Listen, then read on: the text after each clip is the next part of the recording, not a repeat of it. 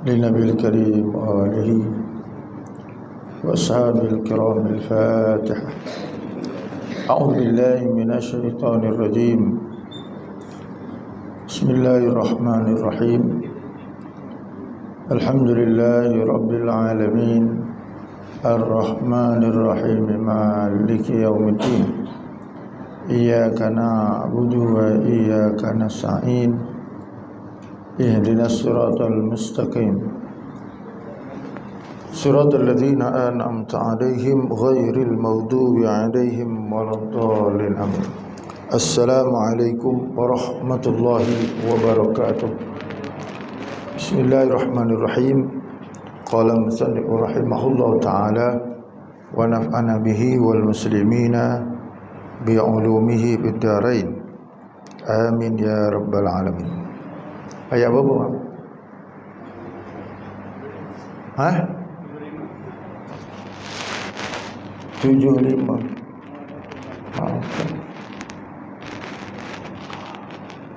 وَمَا لَكُمْ لَا تُقَاتِلُونَ فِي سَبِيلِ اللَّهِ وَالْمُسْتَضْعَفِينَ مِنَ الرِّجَالِ وَالنِّسَاءِ وَالْوِلْدَانِ الذين يقولون ربنا أخرجنا من هذه القرية ظالم أهلها واجعل لنا من لدنك وليا واجعل لنا من لدنك نصيرا الذين آمنوا يقاتلون في سبيل الله والذين كفروا يقاتلون في سبيل الطاغوت فقاتلوا أولياء الشيطان إن كيد الشيطان كان ضعيفا.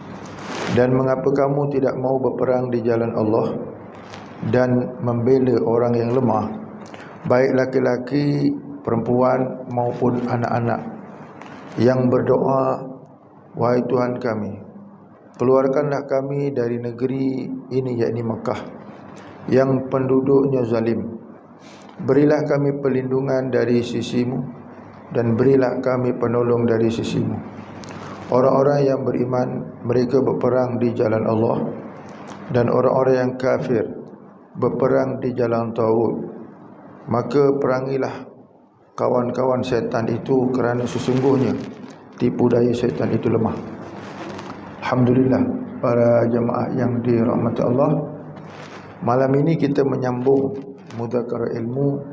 Pada pertemuan dulu kita menguraikan ayat 71 sehingga kepada 74. Ayat dulu cerita pasal perang, masih lagi cerita pasal perang ayat dulu, iaitu hukum yang dipanggil hukum jihad. Saya pernah cerita pada tuan-tuan, jihad ini daripada sudut Islam hukumnya fardu. Ya, hukumnya fardu. Fardu itu wajib lah. Cuma bezanya wajib tu kedudukannya. Dia ada wajib fardu ain, ada wajib fardu kifayah. Jadi jihad ni wajibnya ialah fardu kifayah. Maksudnya ada sebahagian orang dah buat kerja tu, yang lain gugur kewajipan, ataupun yang lain tak payah.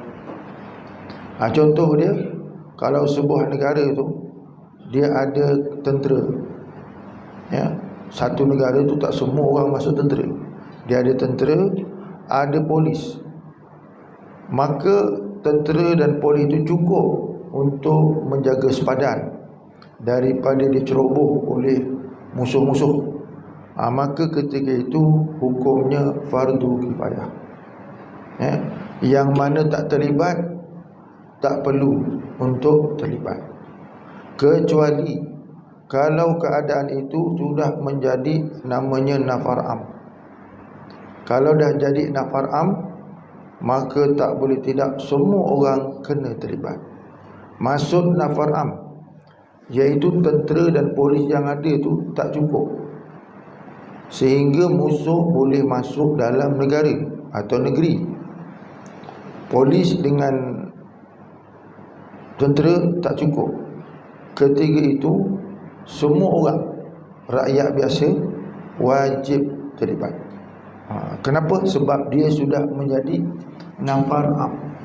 Nafar am ni bahasa kita istilahnya telah masuk dalam kawasan musuh, dah masuk dalam kawasan, tentera tak cukup. Jadi orang ramai atau rakyat biasa menjadi kewajipan bagi dia untuk terlibat sama. Masa tu dah tak payah tanya lagi boleh tak boleh nak pergi. Kalau ikutkan konteks Islam, kalau dia masih lagi fardu kifayah, siapa-siapa yang nak terlibat, dia mesti tanya dulu mak bapak. Dia mesti izin dulu. Mak bapak kena diminta izin, boleh tak boleh pergi berjihad, kalau ianya masih lagi fardu kifayah. Tapi kalau dia dah nafar am, dah tak payah tanya lagi, dah menjadi satu benda yang wajib. Nah, itu hukum jihad dulu yang telah saya uraikan. Yang kedua, dalam Islam bentuk jihad tu dia ada dua. Dua tu apa dia? Nombor satu dipanggil hujumiyah, nombor dua dipanggil difa'iyah. Ataupun dalam bahasa lain, nombor satu tu dipanggil offensive war, nombor dua tu dipanggil defensive war. Ataupun bahasa Melayunya, hujumiyah tu kita menyerang, tentera Islam menyerang tentera kafir. Yang kedua, difa'iyah, tentera Islam mempertahankan diri. Dia tak menyerang, tetapi dia mempertahankan diri. Itu dua bentuk peperangan ataupun jihad yang telah disebutkan oleh para ulama. Yang kita ni yang tak terlibat, maka kita ni duduk diam macam biasa. Kalau terlibat, maka itulah kedudukannya. Baik.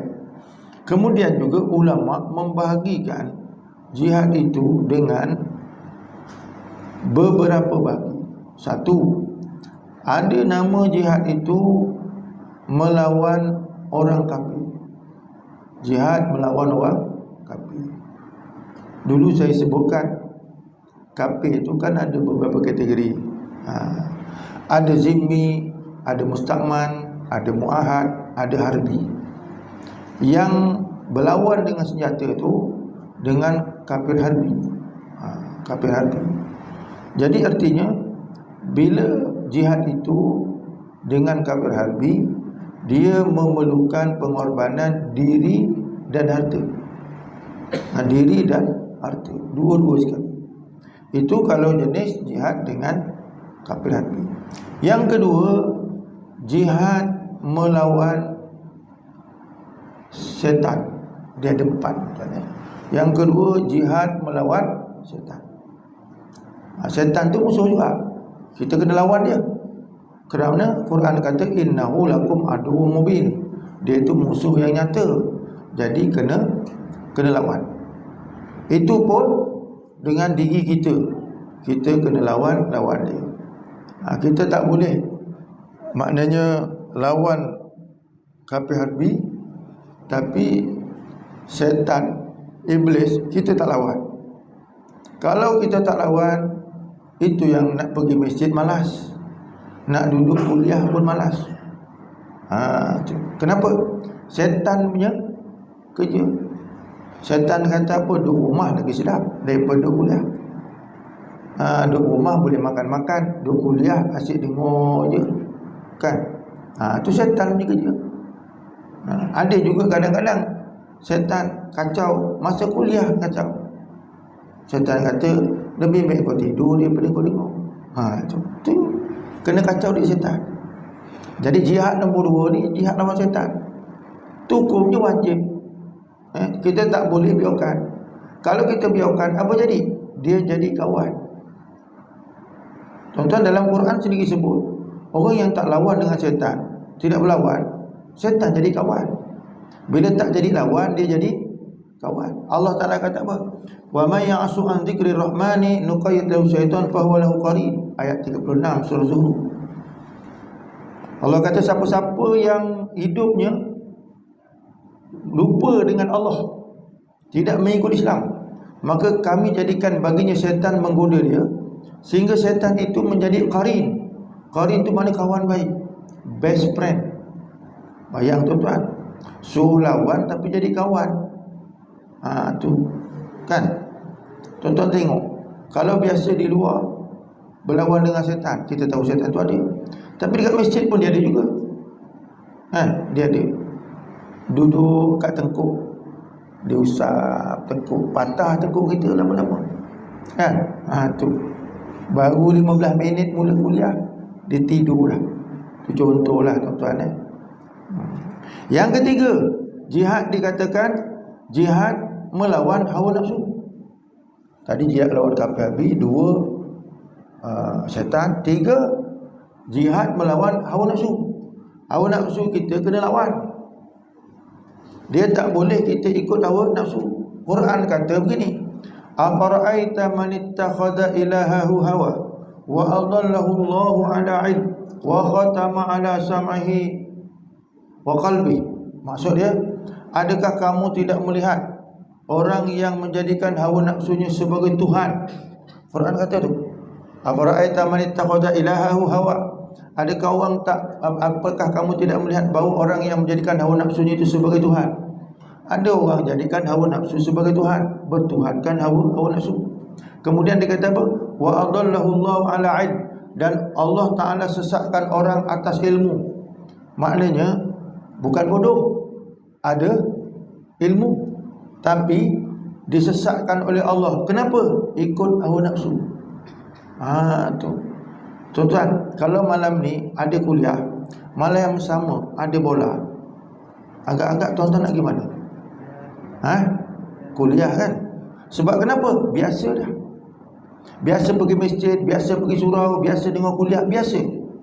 Walaupun ada bola, kita pergi kuliah. Kenapa? Sebab kita dah biasa. Cuba tak biasa, ada kuliah bagi SMS, baca dah, tak pergi, bola juga pergi. Itu benda dia. Jadi benda tu semuanya nafsu. Kita nak pergi tak pergi tu, kita lawan nafsu tu. Kalau ikut nafsu, siapa tuan-tuan tak nak pergi tengok bola? Tu contohnya. Ikut nafsu. Sebab tu nafsu ni tuan-tuan, Allah Ta'ala suruh lawan, sampai kita ni tak nak lawan, Allah bagikan benda wajib untuk lawan. Contoh, kita punya nafsu makan gila babi kadang. Itu istilah kasar dia tuan-tuan. Kan? Gila babi makan. Jadi nak bagi tarbiyahnya, Allah bagikan wajibnya puasa. Supaya apa? Tinggalkan makan. Tuan-tuan bila makan mesti ada nafsu. Mana tak ada nafsu? Makan mesti ada nafsu. Kan? Itu yang Bang Haji tadi kata makan apa ni? Bang? Paten terboyak tu. Nak makan sikit jadi makan banyak. Kan? Nak semayang pun jadi masbuk. Tak. Jadi mana nak menyebutkan kepada kita, makan itu mesti ada nafsu. Tetapi Allah Ta'ala nak bagi ajar kepada kita, nak tinggalkan makan tu, disuruh wajibnya puasa. Itu wajib, tak boleh tinggal. Kalau langgar, dosa. Sebab puasanya wajib bulan Ramadan. Hak lain tak apa. Maknanya tinggalkan nafsu makan. Belum nafsu lain. Kan? Tuan-tuan, contoh lagi. Ni kena lawan nafsu. Nafsu beristeri. Itu tadi nafsu makan kan? Ni nafsu beristeri. Tuan-tuan, bila beristeri tu ada nafsu tak ada nafsu? Ada kan? Kena pula dia haidnya 15 hari campur istihadah. Agak-agak nafsunya macam mana? Tu contoh masalah. Kan? Isterinya haid 15 hari paling banyak. Lepas 15 hari tu ingat tunggu-tunggu nak nanya dah berhenti habis ke belum? Sambung istihadah pula tu. Kan? Agak-agak terganggu tak nafsu tu? Terganggu kan? Tu yang tadi dah niat nak pergi kuliah, dengar je kata macam tu tak jadi. Serabut kepala. Kan? Tu contoh tuan-tuan. Contoh saja. Apa bang? Tu yang bini dua dah memang benda sunat. Saya minta maaf cerita tuan-tuan. Sebelum saya sampai sini tu, petang tadi ada orang WhatsApp saya. Dia tegur. Dia kata, ustaz boleh tak kalau kuliah jangan cerita pasal madu bini. Sungguh ni saya bukan bukan bukan cerita kosong-kosong tuan-tuan, sungguh. Kan? Kita ni tuan-tuan, bila mengajar, kalau kena tajuk tak boleh tidak kena. Nak bagi misal memang kena cerita. Tak boleh tidak. Sebab kita menceritakan hukum, bukan cerita suka-suka. Kan? Tu makna kita kena pandang daripada sudut hukum. Rupanya ada juga orang tak berapa minat ni kuliah bab tu. Kena pula isu-isu benda tu tengah panas sekarang ni. Kan? Itu yang kadang-kadang kita duk tengok nak cakap lebih, kadang orang marah. Kan? Macam ibu-ibu setuju. Kena cakap betul tuan-tuan. Sebab benda tu hukum. Kita bukan nak cakap suka. Gitu. Jadi maknanya tuan-tuan, Allah Ta'ala kata dalam Quran, jihad nombor 3 tu, jihad lawan nafsu. Banyak sudutlah Allah Subhanahu Wa Ta'ala sebut dalam Quran. Mana kita ni memang laki perempuan semua ada nafsu. Tak kira nafsu tu makan ke, nafsu tu berkahwin ke, nafsu macam-macam lah. Kan? Tetapi Islam kata sulawan. Wala tattabi'u khutuwatis syaitan. Jangan ikut kamu jejak langkah syaitan. Jangan ikut juga nafsu tu. Jangan ikut. Itu sebab Allah bagi peraturan. Nafsu ni nak kena jaga. Maka kita lawan dia, dipanggil jihad. Jihad. Nombor 4. Dia kata jihad nombor 4. Selain pertama kafir, nombor 2 tadi nafsu, nombor 3 syaitan, nombor 4 tadi jihad melawan orang munafik. Orang munafik ni kena lawan. Kena jihad dengan dia. Bukan dengan silah, bukan dengan senjata. Tapi orang munafik ini dalam Quran kata kena hujah dia. Kena berhujah. Sebab kenapa? Orang munafik ni sebenarnya jadi musuh dalam selimut. Yang membuat huru-hara, yang buat kacau bilau, yang menyebabkan orang pemikiran jadi apa orang kata, jadi tak tentu arah. Kerana orang itu jenis orang yang munafik. Nampak je zahirnya Islam, zahirnya tu beriman, tapi hakikatnya tidak. Itu dia. Ni jihad. Jadi dalam kitab ni tadi ayat ni kata berjihad itu fardu kifayah, wajib. Menjurus kepada ayat ni tadi, ayat 75 yang saya baca tadi, tuan-tuan dengar. Ini cerita orang Mekah. Nak cerita orang Mekah, balik pada ayat tadi, di mana Allah rakamkan ketika mana Mekah ni Nabi belum kuasai. Bahkan Nabi tak ada kuasa masa kat Mekah. Yang berkuasa dekat Mekah tu presidennya namanya Abu Jahal. Abu Jahal jadi ketua. Nabi nak buat amal pun dia ganggu. Nabi nak semayang kena ganggu, nak buat ceramah lagi tak boleh. Kan? Kita hari ni duduk dekat masjid senang aja, tak ada orang ganggu pun tak pergi juga. Paling-paling kat masjid ni pun yang kacau ni nyamuk. Itu je yang kacau. Kan? Pun tak pergi juga. Jadi tuan-tuan, zaman Nabi dulu, orang-orang miskin, orang-orang yang dhaif ni, dia berdoa dengan Allah Subhanahu Wa Ta'ala. Dirakamkan oleh Allah Ta'ala dalam ayat ni. Dirakamkan oleh Allah. Doanya apa? Dia kata, Rabbana akhrijna min hadhil qaryah. Dia kata, ya Allah, keluarkanlah aku daripada kampung ni. Kampung yang disebut kat sini ialah Mekah. Kenapa? Orangnya zalim. Masa awal Nabi SAW berdakwah dekat Mekah, umur 40 tahun, sampai perintah hijrah umur 50, berapa tuan-tuan? 3. Diperintahkan hijrah. 13 tahun dekat Mekah menyampaikan Islam. Maka halangan macam-macam. Saya contohkan halangan. Halangan antaranya yang membawa kepada turun ayat Tabbat yada abi lahabin wa tab. Ni ayat ni ceritanya apa tuan-tuan? Nabi semayang dekat tempat orang tawaf tu, dekat Kaabah. Nabi sujud. Abu Talib tu dia ambil perut unta, dia letakkan dekat kepala Nabi. Ni gambaran Abu Lahab. Bukan Abu Jahal, Abu Lahab. Bukan Abu Talib tuan-tuan, Abu Lahab. Tabbat yada abi lahabin.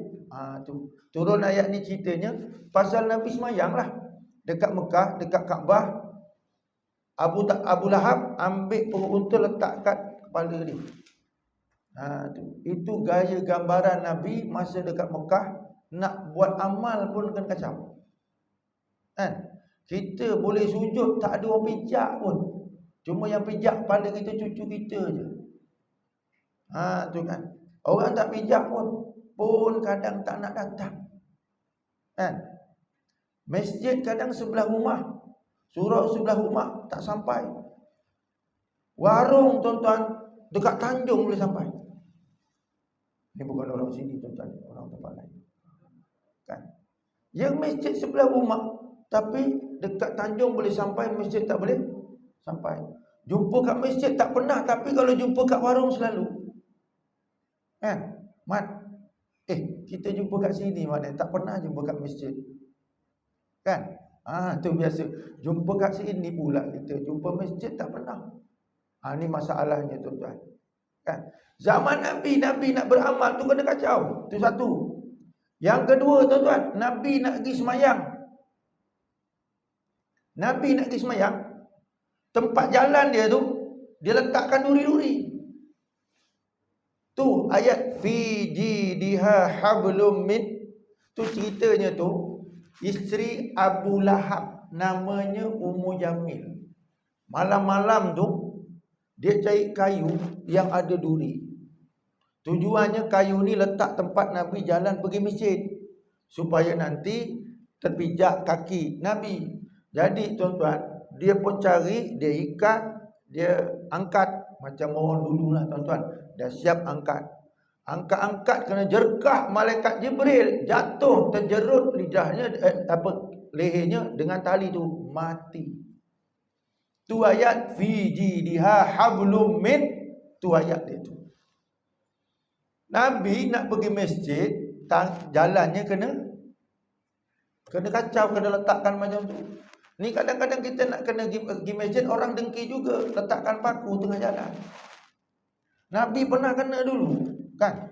Ni bukan sini tuan-tuan. Bukan paku, diletakkan robloknya kat tengah jalan. Orang nak pergi masjid dipasang roblok, contoh.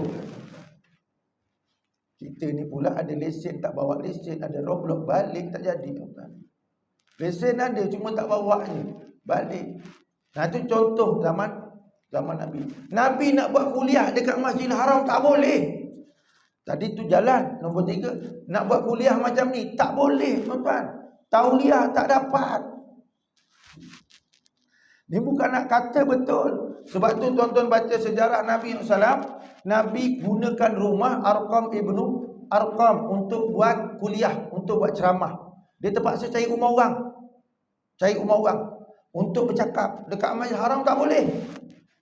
Kena kacau dengan Abu Jahal, Abu Lahab, kacau. Ini tuan-tuan, kuliah dekat masjid, orang tak kacau pun orang tak nak datang. Itu masalahnya. Itu dah diberitahu. Ini kalau tak diberitahu lagilah tak datang. Itu yang masalah kita hari ini. Jaga-jaga tuan-tuan. Jaga-jaga. Dajjal ni dah dekat. Kan? Tuan-tuan tengok. Ya? Saya sebut sikit-sikit. Latest benda berlaku. Ni contoh. Hari tu dekat China dah banjir. Lepas je China banjir, Hawaii terbakar. Lepas Hawaii terbakar, Canada pun sama. Lepas Canada tu ni urutan. Lepas Canada tu Mekah banjir. Lepas Mekah latest baru ni Maghribi. Morocco lah tu, Morocco gempa bumi. Tu tuan-tuan. Lepas tu apa? Tu Libya banjir. Ni tuan-tuan. Ni benda yang latest, yang paling terkini berlaku. Allah Ta'ala boleh buat. Allah kata kau atas darat, aku tak pelik dah kau atas darat. Atas gunung ke, aku tak pelik. Kau tepi laut pun aku tak pelik. Aku boleh datangkan aku punya tentera. Sehingga satu kerajaan yang hebat dunia pun tak boleh nak menghadap dia. Tuan-tuan, China tu negara hebat dunia. Lawan ekonomi dengan Amerika. Banjir datang tak boleh nak tadah. Tak boleh nak ngadap. Tuan-tuan, itu yang kita kena ingat. Kita ni tuan-tuan, tepi laut Sungai Bulai tepi laut. Tu kena ingat tu. Kan? Dekat dengan laut. Allah jentik sikit je lah, pam, hilang Sungai Bulai.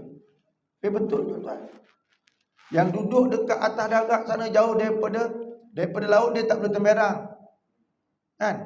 Tu kampung Melayu Raya contoh dia. Tu atas darat tu, kan? Allah boleh jentik bumi pula. Kan? Tu. Ini bumi ni dia punya. Dia boleh buat apa dia nak. Nabi dulu dekat Mekah orang kacau dia. Tetapi Allah Taala janji, la tadkhulunnal masjidil haram. Tu Nabi Allah Taala kata dalam Quran dalam surah Al-Fat. Engkau hai Muhammad, kau akan masuk balik Mekah ni. Orang tak bagi kau semayang, orang halang kau, orang kacau kau, suatu masa kau akan masuk balik. Tuan-tuan, Allah sebut dalam juzuk 26 surah Al-Fat. Kau akan masuk balik. Nabi siap dapat mimpi lagi. Mekah asal tak terima Nabi hijrah daripada Mekah ke Madinah. Dapat membangun Madinah. Lepas 6-7 tahun Allah arahkan suruh pergi Mekah. Kan, suruh pergi Mekah. Pergi tuan-tuan, pergi kena halang pula kat Hudaibiyah. Tak jadi, balik semula. Tahun depannya datang, dipanggil Fathul Mekah. Mekah diambil oleh Nabi, dibebaskan oleh Nabi. Selamat orang-orang yang dhaif, orang-orang yang perempuan yang diganggu, selamat dengan Nabi dapat menguasai Mekah, dipanggil Fathul Mekah. Kenapa? Jihad tu Nabi melaksanakan jihad. Cuma masalahnya tuan-tuan, Islam ni selalu sangat digambar negatifkan, selalu sangat digambar burukkan. Bila kita berjuang, bila kita berjihad atas tuntutan Islam, atas tuntutan agama, atas perintah Allah, maka digambar negatifkan. Orang Islam selalu kadang dipanggil pengganas, dipanggil ekstrim, dipanggil apa lagi? Irhabian dalam bahasa Arab, dipanggil teroris dalam bahasa Inggeris. Macam-macamlah label. Padahal kalau kita lihat tuan-tuan, Nabi mempertahankan diri, Nabi menyampaikan Islam. 27 kali Nabi perang, tapi digambar negatifkan. Hari ni pun sama juga. Hari ni tuan-tuan, kita tak perang, cuma kita ajak orang baca hadis 40. Yang baru, berita terbaru hadis 40. Kan? Yang sibuk kita nak baca hadis 40 tu karangan Imam An-Nawawi, yang cerita hadis 40 dalamnya tu cerita asas-asas agama. Kan? Yang kacau, yang sibuk orang non-Muslim. Hak sibuk tu. Nampak tuan-tuan? Kita orang Islam tapi yang duk bising non-Muslim. Apa hal? Dia tak ada mengait urusan dengan agama kita. Ni kenapa dia jadi macam tu? Sebab naik tocang, naik lemak. Tu. Sebab tu orang Islam dia kena peka. Hak kita kena mempertahankan hak. Tiba-tiba orang kata, tuan-tuan, kalau tuan-tuan jalan pergi pasar, sampai pasar, tuan-tuan jumpa Pak Imam. Pak Imam ngata bini tuan-tuan agak-agak macam mana? Tuan-tuan. Ni bukan sini Imam, ni contoh aja. Pergi pasar jumpa Pak Imam. Pak Imam pun masa tu dia kata bini, tuan-tuan pergi datang ni dengan bini kena kata pula. Pak Imam pula yang kata, contohnya. Agak-agak apa kita nak cakap dengan Pak Imam? Kita kata, "Mam, aku tak kira kau imam, tapi kau cakap tak betul. Aku pelampau kejap silap lagi." Kan itu. Kan? Itu kita sama kita tu Islam tu. Itu cerita pasal orang sentuh maruah. Kan? Ini orang sentuh agama kita, maruah kita, agama kita. Tiba-tiba orang sentuh. Itu jadi isu sekejap. Daripada 40 nak buang 5. Kan? Nak buang 5. Tu tuan-tuan. Tengok balik tak jadi buang. Kan? Tapi masa tu cerita je nak buang 5 daripada 40. Antara 5 tu hadis yang ke-8. Hadis ke-8 tu bunyinya apa? Umirtu an uqatilan nas hatta yashhadu an la ilaha illallah wa anna Muhammad Rasulullah wa yuqimus shalah wa yutuz zakat. Fa idza fa'alu dhalika 'asamu minni dima'ahum wa amwaluhum illa bihaqqil Islam wa hisabu 'ala Allah. Hadis ni bermaksud, aku kata Nabi diperintahkan oleh Allah untuk memerangi manusia sehingga dia mengucap 2 kalimah syahadat, sehingga dia semayang, dia zakat. Bila dia buat perkara tersebut, terpelihara darah dan juga hartanya daripada aku, kecuali dengan hak Islam. Yang lain serah kepada Allah. Hadis ni, dia kata hadis ni ekstrim, mengajar orang. Sebab tu tuan-tuan, kita ni orang Islam kena belajar. Sebab hadis ni perlu dipelajari. Dia boleh bukan sekadar boleh dibaca. Dia kalau baca je tak jadi, dia kena belajar. Macam Quran juga. Quran tu tuan-tuan buka, lepas tu tuan-tuan baca terjemahan, agak-agak tuan-tuan boleh faham tak? Tuan-tuan buka Quran, tuan-tuan baca terjemahan, boleh faham tak? Tak boleh faham. Tuan-tuan kena cari guru, kena cari ustaz, kena mengaji, kena tengok apa dia punya disyarahkan, kaedah cara menghuraikan, kena belajar. Tapi apabila kita sendiri tak nak mengkaji dan belajar, tiba-tiba saya nak sebut tiba-tiba orang bukan Islam mempertikaikan Islam, tuan-tuan jadi setuju ke tidak? Dah tak nak belajar tu, setuju ke tidak jadinya? Jadi maknanya kalau benda tu diupload pula dekat TikTok, diupload pula kat YouTube, diupload pula dekat Facebook, kemudian kita ni jadi netizen. Netizen kita ni pula bukan bercakap, kita bagi emoji je. Kita gini, kita letak emoji. Ibu-ibu tahu emoji ni? Tahu? Tahu tak emoji? Tahu. Tuan-tuan tahu emoji? Haji Jelani tahu emoji? Tak tahu. Tu yang kadang-kadang tak tahu, kadang-kadang sedang kena tipu tu. Bang, tahu emoji bang? Tu bukan bagus. Lambang-lambang emoji. Gitu. Contoh dia tuan-tuan dekat TikTok, dia bagi gini je. Kan? Gini tu bahasanya apa? Bahasa setuju. Setuju dengan apa? Setuju dengan hadis tu dibuang. Kan? Setuju. Hadis ni wajib kita beriman, tiba-tiba kita gini kata setuju.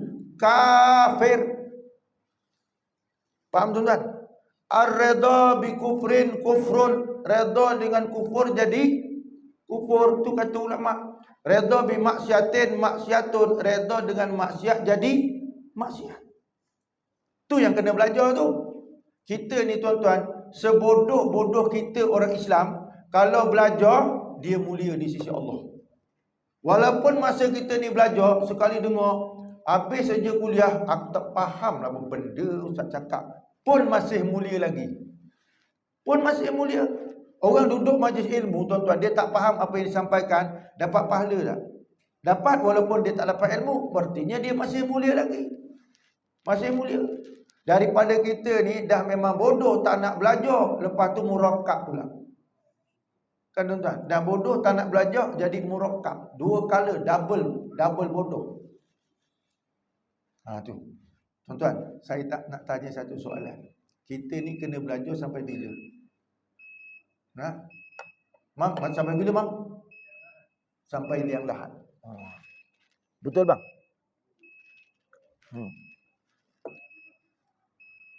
Kita ni kena belajar sampai liang lahat. Betul? Saya bagi jawapan nombor 2. Tu jawapan nombor 1. Kita ni belajar sampai bila? Sampai kita punya bodoh hilang. Betul? Saya bukan nak bagi alasan tu atas otak saya dah. Tuan-tuan buka dalam kitab Tanbih Al-Ghafilin, kenyataan Abdullah Ibn Mubarak yang hidup zaman Sayyidina Umar radhiyallahu an. Orang tanya dengan dia kata kita ni kena belajar sampai bila? Kan ada orang selalu kata, kita si belajar je sampai bila kita nak berhenti belajar je, si belajar je. Kejap-kejap kuliah, kejap-kejap kuliah. Kan? Kat sini kuliah berapa kali bang? Seminggu? 8 kali lah, mana sebulan. Sini 8 kali. Taman Seri Penggaram tu 30 hari 30 kali. Hari-hari. Kadang-kadang subuh tambah lagi 2. Kan? Tu. Tiba-tiba kadang-kadang ada orang tanya, asyik belajar je sampai bila ni nak belajar? Jawapannya tuan-tuan, Abdullah Ibn Mubarak bila orang ditanya dekat dia, bila kita nak belajar? Sehingga kau punya bodoh tu hilang. Bukan masuk liang lahat kata. Itu hak hadis Nabi. Tapi dia kata sehingga kita punya bodoh hilang. Itu kena belajar. Jadi kalau tuan-tuan perhati balik dia punya jawapan tu, tuan-tuan tengok balik cermin, agak-agak tuan-tuan punya bodoh dah hilang belum? Ibu-ibu bodohnya dah hilang belum? Kalau rasa bodoh tu belum hilang, belajar. Tapi kalau rasa dah hilang, tak payah belajar. Kan? Bodoh je. Rasa bodoh tu hilang, belajar. Hilang tak payah belajar. Tapi sepandai-pandai orang yang pandai, ni pepatah Melayu kata, sepandai-pandai orang yang pandai ada bodohnya, betul. Dia tak akan kata sebodoh-bodoh ada yang sebodoh-bodoh orang yang bodoh ada pandainya, tak. Tapi biasa orang kata sepandai-pandai orang yang pandai ada bodohnya. Jadi artinya apa? Pandai mana sekalipun kita, hebat mana sekalipun kita, belajar jangan berhenti. Itu maksudnya.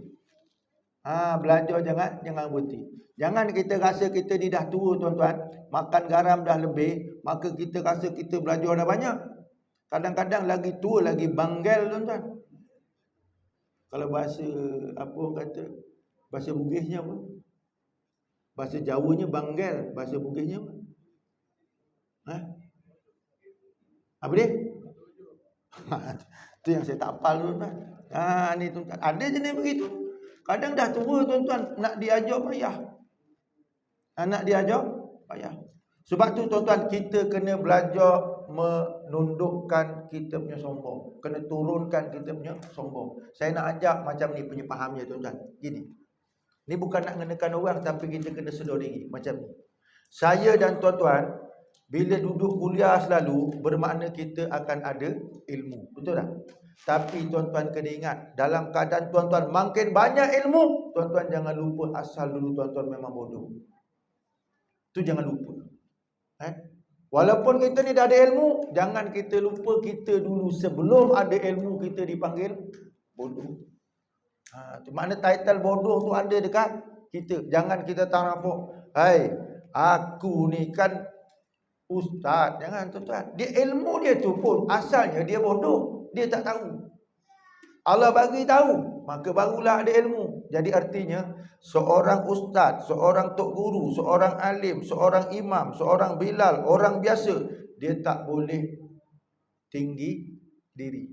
Walaupun dia ada ilmu, sebab ilmu dia tu dipinjamkan oleh Allah. Nah, tu kita kena faham gitu. Ya, Apa? Pilih-pilih ustaz. Itu pun tak betul juga tuan-tuan. Cuma tuan-tuan boleh, yang saya kata pilih-pilih ustaz ni tak boleh ustaz sebenarnya, tuan-tuan. Cuma yang bolehnya pilih-pilih ustaz kalau ustaz tu sesat, tu boleh pilih. Kalau ustaz tu tak betul, tu boleh pilih. Tapi kalau ustaz tu betul, tak boleh tuan-tuan. Kita kena ambil kebenaran, belajar. Undur man qala la tandur man qala. Tengok apa yang dia cakap, jangan tengok siapa yang cakap. Kalau tengok siapa yang cakap, kan dia kawan kita, tiba-tiba Allah Ta'ala berikan anugerah kepada dia, dia tu jadi ustaz, kita jadi tepung kastad, kan? Contohlah tuan-tuan, tiba-tiba dia ngajar kat kampung kita. Alah, bunyi tu tuan-tuan, dia tu dulu kawan aku. Aku tahu siapa dia. Ni tuan-tuan yang tak betulnya. Sebab kenapa? Kita belajar cari ilmu, bukan kita belajar cari kesalahan orang. Sebab tu tuan-tuan, disebut dalam kitab Sejarah Imam Nawawi. Sejarah Imam Nawawi, bila dia nak pergi belajar jumpa tok guru dia, dia mesti doa dua perkara. Doa dua perkara. Tuan-tuan. Ya. Dalam kitab, kalau tak silap saya tuan-tuan, Fawaidul Mukhtarah Lisalik Tariqil Akhirah. Kitab tu tuan-tuan cari kenyataan Imam An-Nawawi dirakamkan di situ. Masa dia nak pergi belajar, dia jumpa tok guru dia, dia mesti akan doa dua perkara. Apa dua perkara tu? Dalam bahasa Melayunya dia kata, ya Allah, aku mohon dengan engkau ya Allah, janganlah engkau nampakkan aib guruku di depan mataku. Mana dia nak pergi belajar ni, pada dia minta dengan Allah Ta'ala supaya dia ditutupkan keaiban guru dia depan manusia lain. Pada Nabi ni bukan masuk, termasuk ustaz, kan? Dia tak masuk. Jadi tuan-tuan, kita bila nak cari ilmu, kita jangan tengok benda yang salah, kita jangan tengok benda yang tak betul. Jadi kita nak cari ilmu dengan seorang tu, kita kena minta dengan Allah tutupkan keaiban dia, baru kita akan nampak kebenaran. Kalau tuan-tuan tengok keaiban dia, tuan-tuan tak akan terima kebenaran. Tuan-tuan akan lawan kebenaran tu, kan? Kalau tuan-tuan tengok keaiban orang yang menyampaikan, tuan-tuan tak tengok kebenaran dia. Jadi tuan-tuan tak akan terima kebenaran. Tuan-tuan akan nampak keaiban. Alah ustaz tu siapa tak kenal dia. Gitu jadi dia. Padahal dia cakap tu benda betul. Jadi artinya Imam Nawawi kata apa? Dia minta dengan Allah tutupkan keaiban guru dia depan mata dia. Satu. Yang kedua, dia minta juga dengan Allah jangan ada orang sebut keaiban guru dia depan dia. Maksudnya apa tuan-tuan? Dia tak nak mata dan telinga dia mendengar keaiban tu guru dia. Dia tak nak tengok satu, dia tak nak dengar. Bila tak nak dengar maknanya dia tak nak orang cerita apa-apa depan dia. Dia boleh menjejaskan kebenaran yang diterima. Itu sebab Sayyidina Abu Bakar tuan-tuan, bila orang tanya tentang dia pasal Nabi, dia kata apa? Aku percayalah Muhammad tu belum pada dia cerita pada aku lagi. Belum cerita pun dah percaya. Tu. Kalau kita, kau percaya tak ustaz tu? Ustaz mana? Ustaz Selamat. Ustaz Selamat tu. Gitu tuan-tuan. Tak cakap tapi ujung tu. Gitu tuan-tuan. Bercakap tak bercakap tapi ujung tu. Bila tu tuan-tuan ada something tak tu? Tu dia. Sebab itu tuan-tuan, sebab itu kata Imam Nawawi juga diambil kenyataan Imam Abi Qasim Al-Syakir. Dia kata apa? Man atlaqa lisan bisabbil ulama amata Allah qalbahu qabla an yamutu jasadahu.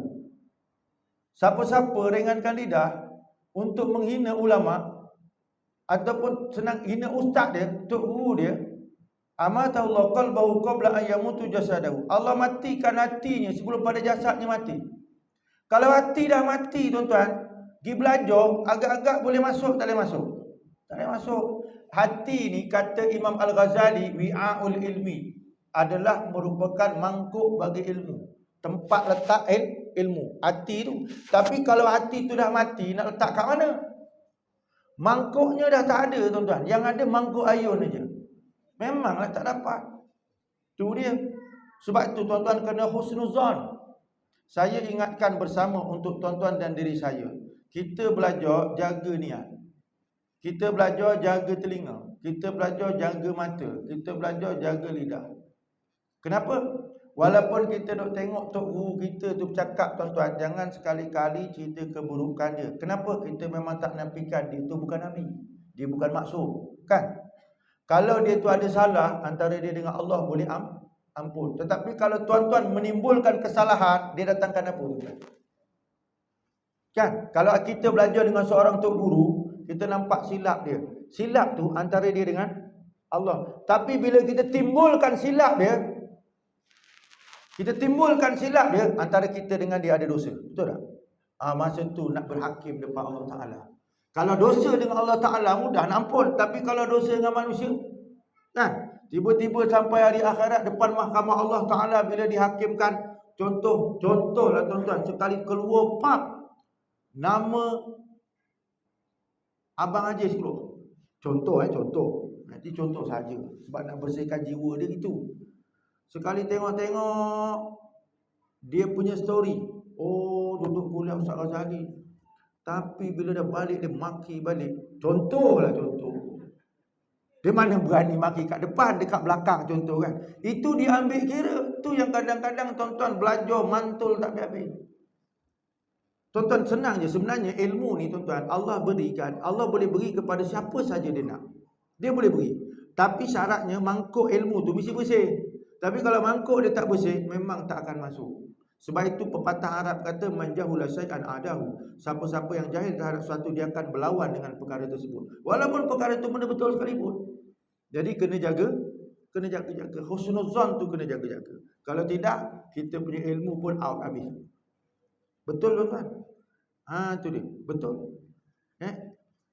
Saya nak contohkan tuan-tuan. Contoh ni pun contoh sini tuan-tuan. Tapi contoh baiklah tuan-tuan. Saya contohkan benda ni. Dan contoh ni tuan-tuan, saya cerita sebagai amanah ilmu saja. Ni contoh tuan-tuan. Benda ni benda baik saya cerita tuan-tuan. Untuk tuan-tuan dengar saja. Dulu tuan-tuan, ada seorang pelajar daripada sini belajar tempat saya. Tapi saya cerita ni benda betul. Untuk sekadar ibrah. Maknya tak ada malam ni. Baik. Dia belajar habis 30 juzuk. Habis. 30 juzuk habis. Ni cerita betul tuan. Saya sebagai guru nak cerita sebagai amanah ilmu. Habis 30 juzuk, dia rasa macam berat, jadi dia tak nak ambil syahadah. Masa tu balik, bapaknya arwahnya jumpa saya. Abangnya di belakang. Jumpa saya. Ustaz, saya nak anak saya ni habiskan 30 syahadah. Maknya datang. Ni kalau cerita ni tak betul kita tanya. Jadi datang balik mengaji. Bapa lapar. Ni cerita ni kena jaga tuan-tuan. Cerita betul. Apa lapar lah 2 minggu lagi nak syahadah. 2 minggu. Maksudnya nak final ni. Dia jumpa saya. Saya lupa. Saya lupa. Saya tak ingat apa yang saya hafal. 30 juzuk tu dia jumpa dengan saya. Saya pun kata, kau ada silap atau tidak? Ni ilmu kena jaga. Kau ada silap atau tidak? Saya kata dengan dia, kau fikir, duduk relax, fikir. 4 ni, saya kata 4 ni rukun wajib. Kau tengok satu-satu. Ada tak kau abaikan? 1, adab Allah Rasul. 2, adab mak bapak. 3, adab dengan guru. 4, adab dengan ilmu. Itu 4. Saya kata dengan dia, kau duduk sekejap, kau renung-renung 4 ni, ada tak silap? Itu. Jadi dia renung. Dia cakap dengan saya. Lepas subuh ni tuan-tuan ni kata. 2 minggu lagi nak panel ni. Tapi dia tak ingat. Tak stres tuan-tuan. Jadi dia kata antara 4 ni, nombor 2 dia kata. Ustaz saya ni, rasa saya yang ada ni nombor 2. Apa dia? Ada sekali cuti hari tu saya balik. Saya berbual dengan mak saya tinggi suara. Saya tinggi suara dia kata. Ni sejarah dia ni. Jadi tuan-tuan saya bagi cuti 3 hari kau balik. Ngadap mak ayah, minta maaf, minta doa. Minta maaf, saya bagi cuti 3 hari. Balik. Maka balik, minta satu pertama kali minta maaf dulu. Yang kedua minta doa. Dia balik. Lepas balik cuti, jumpa dengan saya. Saya kata malam ni kau bangun, sembahyang sunat taubat, sembahyang sunat hajat, kau mohon dengan Allah. Lepas subuh nanti kau jumpa Ustaz. Jadi malam tu dia bangun, dia buat apa yang saya suruh. Lepas subuh, soalan saya kat dia, macam mana kau punya hafalan? Dia kata Ustaz ingat balik dah. Tu tuan-tuan. Ubat dia bukan nak buka Quran lagi dah. Benda dah ingat dah. Tapi kena minta maaf. Hubungan Allah Rasul jaga alhamdulillah, sembahyang fardu biasa, tapi hubungan dengan orang tua. Hafalan boleh hilang sekejap tu. Tapi saya suruh balik minta maaf. Alhamdulillah selesai. Jadi maknanya tu apa? Itu antara adab ilmu tadi dia nak dengan mak bapak. Ini adab dengan guru pun kena sama. Itu yang nak kena jaga-jaga tuan-tuan. Ya. Kadang-kadang orang pandai tuan-tuan, tapi kepandaian tak ada keberkatan. Dia pandai tapi tak berkat. Pandai tapi keberkatan tak ada habis. Itu kedudukan. Yang pernah saya jaga, yang pernah saya teliti, yang pernah saya tengok betul-betul. Ingat saya tuan-tuan dengan arwah. Habis datang jumpa peluk, terima kasih banyak-banyak. Kan? Bukan senang tuan-tuan. Bukan senang. Tu. Dan satu lagi yang saya nak cerita, tu tadi cerita orang sini. Ni cerita hari ni. Tuan-tuan, cerita hari ni. Saya nak cerita budak ni dah tunduk tuan-tuan. Cerita hari ni. Hari ni madrasah saya menyelesaikan seorang pelajar untuk syahadah. Tu tuan-tuan pelajar ni. Tu pelajar tu syahadah hari ni habis. Saya bawa berjalan hari ni. Kan? Syahadah. Tapi tuan-tuan, nak sebut ni cerita baiklah untuk ibrah pengajaran. Habis saja tadi saya bawa nak keluar tu, bapak dia ada, mak dia ada. Bapak dia keluar, saya kata tahniah. Tahniah bang. Lepas tu tanya mak dia, tahniah kak. Tapi bapak dia keluar, dia kata, biasalah ustaz, Saya ucap terima kasih. Saya minta maaf. Dulu dia ni pernah larikan untuk ustaz. Ni yang keluar tuan-tuan. Betul sungguh tuan-tuan. Kita jaga anak murid ni macam-macam. Ni ilmu. Hari ni habis 30 juzuk tuan-tuan untuk syahadah. Hari ni dia. Tapi keluar tadi tuan-tuan daripada mulut bapak dia sebab ada peristiwa dulu. Minta maaf lah ustaz. Sebab anak saya ni dulu pernah larikan musuh ustaz. Betul tuan-tuan. Larikan 3 pagi musuh. Kan? Berhenti dekat Kerantung 9. Kerana habis minyak. Tu tuan-tuan. Ni stresnya orang belajar tuan-tuan. Nak jaga orang belajar tu buktinya tuan-tuan ada di depan tuan-tuan. Tuan-tuan. Tu. Sebab keluar daripada mulut saya kata, kalau ikutkan tuan-tuan pelajar ni super macam pelajar sini dulu. Dia tak nak habis belajar. Dia dah stres belajar. Dah boleh bawa lari motor ustaz dia. Tuan-tuan maknanya memang tak nak belajar. Tapi kita ni sebagai guru dah terkeluar cakap tuan-tuan. Engkau akan habis syahadah. Kita ni tuan-tuan guru bila keluar macam tu kita akan buat walaupun macam mana dia punya susah. Tuan-tuan bukan senang. Tu tuan-tuan hari ni alhamdulillah habis. Tapi peristiwa yang tak boleh dilupa bawa lagi motor ustaz. Sungguh tuan-tuan. Ni biasa. Tapi kerana apa kita niat nak mendidik? Tu biasa begitu. Jadi orang tuan-tuan, jadi orang. Sungguh bukan senang. Kita ni tuan-tuan bayangkan tuan-tuan kalau tuan-tuan nak fahamkan contoh antara tempat tadi adab dengan guru. Orang dah bawa lari tuan-tuan punya motor. Guru cikgunya agak-agak hati tuan-tuan geram tak geram? Nak tanya geram tak geram tuan-tuan? Motor bawa lari tu lesen tak ada, pukul 3 pagi kalau kena langgar dengan lori, siapa yang kena? Tu dia tuan-tuan, kan? Tetapi tu guru tak boleh nak marah. Kenapa? Takut-takut ilmunya tak berkat. Itu jadikan orang sampai habis. Tuan-tuan. Jadikan orang sampai habis. Sebab tu ilmu ni tuan-tuan dia kena ada adab. Saya tuan-tuan satu lagi cerita. Ni menantu saya. Menantu. Sungguh tuan-tuan. Bapaknya kena stroke sebelum meninggal. Wasiat, ustaz saya nak anak saya mesti habis syahadah. Bayang tuan-tuan, diwasiatkan habis syahadah. Agak-agak tuan-tuan bukan senang tuan-tuan. Bukan senang menerima tanggungjawab tu, wasiat tu. Tiba-tiba dalam peringkat nak syahadah tu bapaknya stroke. Cuti sekejap. Sebulan lebih meninggal tu bapak dia. Lepas tu balik semula. Stres tak stres tuan-tuan, bapak pun meninggal, lepas tu nak kita pula menerima tanggungjawab wasiat, anak ni pula baru meninggal orang tua. Tapi training untuk wasiat tadi tu habis syahadah 1 hari. Syahadah 1 hari. Habis syahadah darah tinggi terus. Sungguh tuan. Habis syahadah darah tinggi 170. Sungguh pergi masuk klinik. Tapi alhamdulillah barakah ilmu.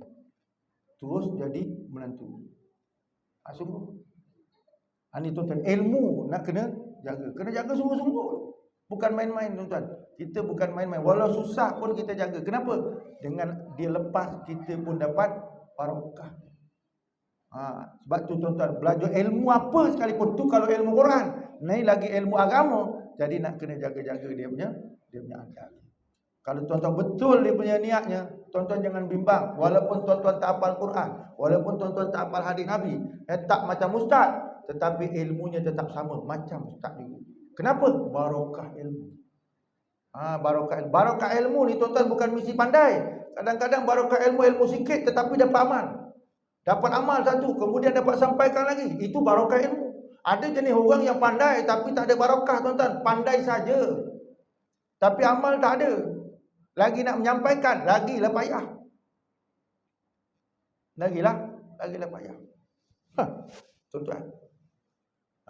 Selalu saya nasihatkan, sebab tu orang tua tuan-tuan dia kena doa banyak kepada anak. Tu tuan-tuan, Saya tengok yang satu lagi tuan-tuan. Yang satu lagi ni anak abang Aziz, kan? Bagus. Saya selalu nasihat dia, engkau jaga-jaga. Kawan kau 3 orang dah masuk liang lahat. Saya kata gitu tuan. Saya nasihatkan dia mudah je. Kawan kau 3 orang dah masuk liang lahat. 2 dekat Sungai Pulai, 1 dekat Melayu Raya. Betul tak? Semua ceritanya balik naik motor, bam, meninggal. Tuan-tuan, tu saya pesan gitu. Tapi alhamdulillah kat sana sembahyang waktu 5 waktu cukup. Saya nak kata cukup tu tuan-tuan, bukan lambat, on time. On time. Dia ingat pesan saya, ingat 3 orang dah masuk liang lahat.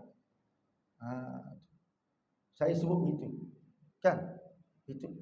Tapi alhamdulillah ikut kata setakat ni moga tidak berubah. Dah mula menghafal. Alhamdulillah. Khidmat dengan Tok Guru paling rajin. Tu tuan-tuan. Dia biasanya mudah je. Orang ni kalau dia khidmat mudah, dia belajar mudah. Kalau khidmat lihat, belajar lihat. Tuan-tuan, belajar cukup lihat. Ni tuan-tuan. Jadi ilmu ni dia ada seni dia. Bukan sekadar kita dengar gitu je, tak tentu tuan-tuan. Kadang-kadang orang pandai, tapi dalam keadaan pandai, dia bukan faham. Pandai tapi tak faham, tu yang masalah. Pandai tapi tak faham. Kalau pandai tak faham tuan-tuan, tu yang kadang-kadang kita bercakap tuan-tuan, rasa-rasa berdek pun kalah. Cukuplah kadar tu tuan-tuan cerita malam ni. Cerita mengaji dan tuan-tuan pun biasa mengaji. Tapi barakah ilmu ni tuan-tuan, dia perlu dipahami betul-betul. Wallahu a'lam. Aku lu qauli hadza wa astaghfirullah li wa lakum. Bismillahirrahmanirrahim. Alhamdulillah alamin wa sallallahu ala asyrafil anbiya'i wal mursalin wa ala alihi wa sahbihi ajma'in. Allahumma inna nas'aluka ilman nafi'a wa qalban khashi'a wa amalan mutaqabbala wa rizqan halalan tayyiban wasi'an mubaraka wa yaqinan shadiqan wa dinan qayyima. Alhamdulillahirabbil alamin. Assalamualaikum warahmatullahi wabarakatuh.